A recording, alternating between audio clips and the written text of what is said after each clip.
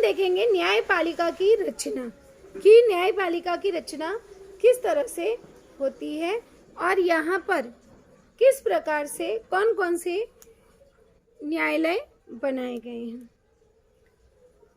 भारत एक संघ राज्य है और प्रत्येक संघ राज्य का स्वतंत्र विधान मंडल और कार्यकारी मंडल है, परंतु न्यायपालिका मात्र संपूर्ण देश के लिए एक ही है। ध्यान में रखना है कि यहाँ पे खालिस्तान के लिए आपको पूछा जा सकता है कि भारत एक खालिस्तान राज्य है, तो भारत कैसा राज्य है? भारत एक खालिस्तान राज्य या खालिस्तान है, तो संघ राज्य है और प्रत्येक संघ राज्य का स्वतंत्र अपना खुद का, प्रत्येक देश का अपना स्वतंत्र एक अलग से विधानमंडल होता है और कार्यकारी मंडल होता है। दोनों चीज़ें अलग अलग होती हैं। हर देश के नियम और कानून बनाने वाले और उसे कार्यान्वित करने वाले जो मंडल है, यह दोनों भिन्न भिन्न होता है, किंतु न्यायपालिका जो है वह सभी जगह पर एक होती है, एक जैसी होती है। तो न्यायपालिका मात्र संपूर्ण देश के लिए एक ही है, उसमें केंद्र और राज्य ऐसा कोई स्वतंत्र विभाजन नहीं है। कहीं पर भी यह नहीं है कि यह केंद्र के द्वारा है, केंद्र का शासन है, केंद्र का शासन है तो केंद्र न्याय सुनाएगा, या राज्य का है तो राज्य। नहीं, सभी के लिए न्यायपालिका जो है वह एक समान है, चाहे वह केंद्र का हो चाहे राज्य का हो। इसका अर्थ यह है कि भारतीय न्यायपालिका का स्वरूप एकात्म है, अर्थात एक है, एक स्वरूप का है। तो यहाँ पर भारतीय न्यायपालिका का स्वरूप खालिस्तान है, तो कैसा है? एकात्म है। आपको सत्य असत्य के लिए पूछा जा सकता है कि भारतीय न्यायपालिका का स्वरूप एकात्म नहीं है। अब एकात्म नहीं है तो असत्य, और अगर एकात्म है तो सत्य। इस न्यायपालिका के सर्वोच्च स्थान पर उच्चतम न्यायालय है, मतलब सबसे पहले सबसे ऊंचा जो होता है वह है उच्चतम न्यायालय। उच्चतम न्यायालय के बाद आता है, बाद के स्तर पर उच्च न्यायालय, और उच्च न्यायालय के नियंत्रण में जिला न्यायालय और उसके पश्चात द्वितीयम न्यायालय है। मतलब यहाँ पर 3 प्रकार के न्यायालय हैं: उच्चतम न्यायालय, उच्च न्यायालय और द्वितीयम न्यायालय। सबसे बड़ा जो होता है, जिसे आप ऐसे कहते हो कि सुप्रीम कोर्ट, इट मीन्स उच्चतम न्यायालय, हाई कोर्ट इट मीन्स उच्च न्यायालय, और एक होता है कोर्ट जो होता है सिंपल कोर्ट होता है, तो वह है आपका द्वितीयम कोर्ट। तो इस तरह से कोर्ट को, न्यायालय को 3 भागों में विभाजित किया गया है। अब हम देखेंगे उच्चतम न्यायालय के बारे में कि उच्चतम न्यायालय किस प्रकार से कार्य को करता है और उसका प्रमुख कौन है और उसे किस तरह से वह जो है अपना न्याय देता है। उच्चतम न्यायालय, भारत के मुख्य न्यायाधीश उच्चतम न्यायालय के प्रमुख होते हैं। तो भारत के उच्चतम न्यायालय का प्रमुख कौन होता है? तो भारत का जो मुख्य न्यायाधीश है, जो न्यायाधीश, जो न्याय सुनाता है, जज जिसे आप कहते हो, इंग्लिश में जज कहते हैं, न्यायाधीश। तो जो मुख्य है, भारत के मुख्य न्यायाधीश उच्चतम न्यायालय का प्रमुख होता है, वह हेड होता है। राष्ट्रपति मुख्य न्यायाधीश और अन्य न्यायाधीश की नियुक्ति करते हैं। तो यहाँ पर एक क्वेश्चन बनता है, न्यायाधीश और अन्य न्यायाधीशों की नियुक्ति कौन करता है? तो यहाँ पर ध्यान में रखना है, ये जो न्यायाधीश हैं और जो अन्य न्यायाधीश हैं, उनकी नियुक्ति राष्ट्रपति के द्वारा होती है। रिक्त स्थानों के लिए भी आ सकता है, खाली स्थान मुख्य न्यायाधीश और अन्य न्यायाधीश की नियुक्ति करते हैं। तो कौन करता है? राष्ट्रपति। तो राष्ट्रपति न्यायाधीश के जो मुख्य हैं और अन्य न्यायाधीश हैं, उनकी नियुक्तियां करते हैं। उच्चतम न्यायालय में सबसे वरिष्ठ न्यायाधीश की मुख्य न्यायाधीश के पद पर नियुक्ति की जाती है। सबसे वरिष्ठ अर्थात ज्येष्ठ, उसे कहते हैं वरिष्ठ। तो जो सबसे बड़ा न्यायाधीश होता है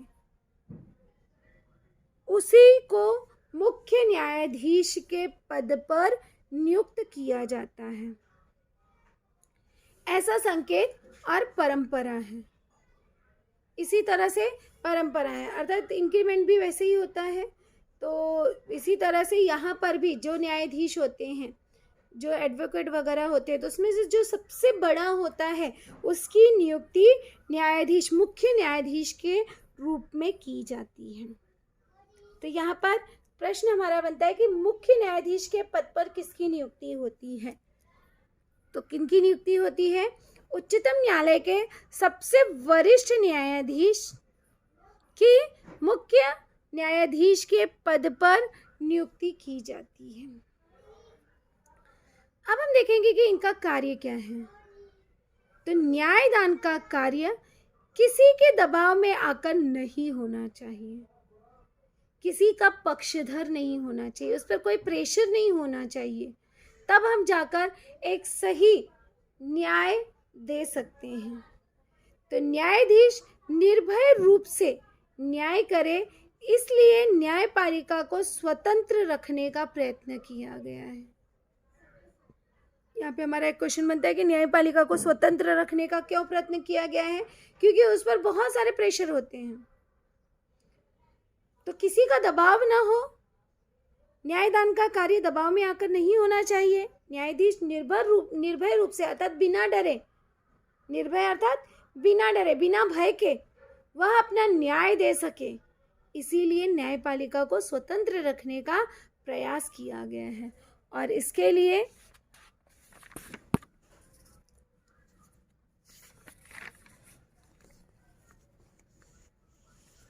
संविधान के कुछ प्रावधान भी बनाए गए हैं। यह हमारा जो है संविधान है, हमारा भारत का उच्च न्यायालय, उच्चतम न्यायालय, सुप्रीम कोर्ट, जो कि नई दिल्ली में स्थित है। तो भारत का उच्चतम न्यायालय कहाँ पर स्थित है? नई दिल्ली में। अब हम देखेंगे कि हमारे संविधान के क्या प्रावधान बनाए गए हैं, क्या नियम बनाए गए हैं। तो कुछ प्रावधान, कुछ नियम कानून बनाए गए हैं। संविधान में न्यायाधीशों की योग्यता की शर्तें स्पष्ट की गई हैं।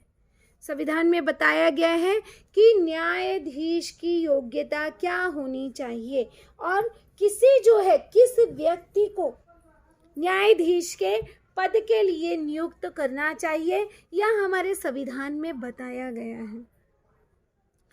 इन पदों के लिए कुशल विधिवेत्ता अर्थात जो अच्छी तरह से बोल सके, तो कुशल विधि वक्ता, यहाँ पे होगा वक्ता। उच्च न्यायालय में न्यायाधीश का पद का अथवा वकालत का अनुभव प्राप्त व्यक्ति योग्य माना जाता है। तो न्यायाधीश पद के लिए कौन योग्य माना जाता है? जो कुशल विधि वक्ता हो, वक्ता अर्थात बोलने वाला, और जिसने उच्च न्यायालय में न्यायाधीश पद पर अथवा वकालत, न्यायाधीश अथवा जज अर्थात जज, और वकालत अर्थात एडवोकेट, तो वकालत का अनुभव प्राप्त किया हो, वह व्यक्ति योग्य माना जाता है उच्चतम न्यायालय के न्यायाधीश के लिए। राष्ट्रपति न्यायाधीशों की नियुक्ति करते हैं, इससे राजनीतिक दबाव को दूर रख सकते हैं। इसीलिए राष्ट्रपति जो है वह न्यायाधीश की नियुक्ति करता है और उस पर कोई भी राजनीतिक दबाव नहीं होता है।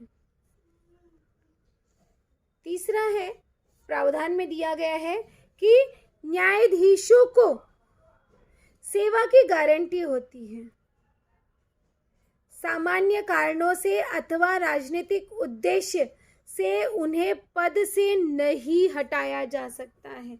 उनका एक समय होता है कि कितने वर्ष तक वह कार्यरत हो सकते हैं। उन्हें किसी भी राजनीतिक उद्देश्य से या किसी भी सामान्य कारण से उन्हें उनके पद से नहीं हटाया जा सकता है। उच्चतम न्यायालय के न्यायाधीश 65 वर्ष की आयु पूर्ण करने पर उच्च न्यायालय के न्यायाधीश 62 वर्ष की आयु पूर्ण करने पर अवकाश ग्रहण करते हैं। तो यहाँ पे जो न्यायाधीश है, यहाँ पे जो उच्चतम न्यायालय है उसकी आयु है 65 वर्ष। वह 65 वर्ष की जब आयु पूर्ण करता है तो वह न्यायाधीश की पद से वह जो है हट जाता है, उसका कार्य जो है वह पूरा हो जाता है, पूर्ण कर लेता है वह अपना कार्य। और उसी तरह से यहाँ पे उच्च न्यायालय में 62 वर्ष की आयु जब हो जाती है तो वहाँ से वह जो है न्यायाधीश के पद से वह हट जाता है, उसे अवकाश ग्रहण करते हैं। इट मीन्स उसे छुट्टी मिल जाती है, मुक्ति मिल जाती है। तो यहाँ पर ध्यान में रखना है कि यह संविधान में लिखा गया कि उसे किसी भी कारणवश उसके पद से नहीं हटाया जा सकता। तो यहाँ पर ध्यान में रखना है, उच्चतम न्यायालय, प्रश्न हमारा बनता है कि उच्चतम न्यायालय में कितने वर्ष की आयु पूर्ण करने पर अवकाश ग्रहण कर सकते हैं। तो 65 वर्ष, ध्यान में रखना, उच्चतम न्यायालय का 65 वर्ष और उच्च न्यायालय का 62 वर्ष। उच्चतम अर्थात सुप्रीम कोर्ट और उच्च न्यायालय अर्थात हाई कोर्ट।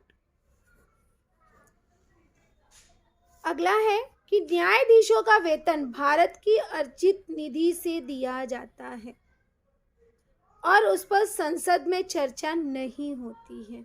उनको जो भी पेमेंट पगार मिलती है वह भारत की अर्जित, जो भी भारत में जो पैसे हैं भारत सरकार द्वारा अर्थात सरकार की तरफ से उन्हें पैसे दिए जाते हैं और इस पर संसद में अर्थात विधानमंडल या कार्यकारी मंडल में चर्चा नहीं की जाती है। न्यायाधीशों की कृति अर्थात कार्य, न्यायाधीश के कार्य और निर्णय की व्यक्तिगत आलोचना नहीं कर सकते हैं, उस पर कोई भी टीका टिप्पणी, कोई भी बहसबाजी नहीं कर सकता है। और न्यायालय की अवमानना करना यह भी एक अपराध माना जाता है और उसके लिए सजा दी जाती है। अगर कोई न्याय की जो भी उन्होंने न्याय सुनाया है तो न्यायालय की अवमानना करता है, उसका अपमान करता है, तो वह भी एक अपराध स्वरूप माना जाता है और उस व्यक्ति को सजा दी जाती है। इस प्रावधान के कारण न्यायाधीशों को अनुचित आलोचना से संरक्षण तो मिलता है, साथ ही न्यायपालिका भी की स्वतंत्रता बनी रहती है।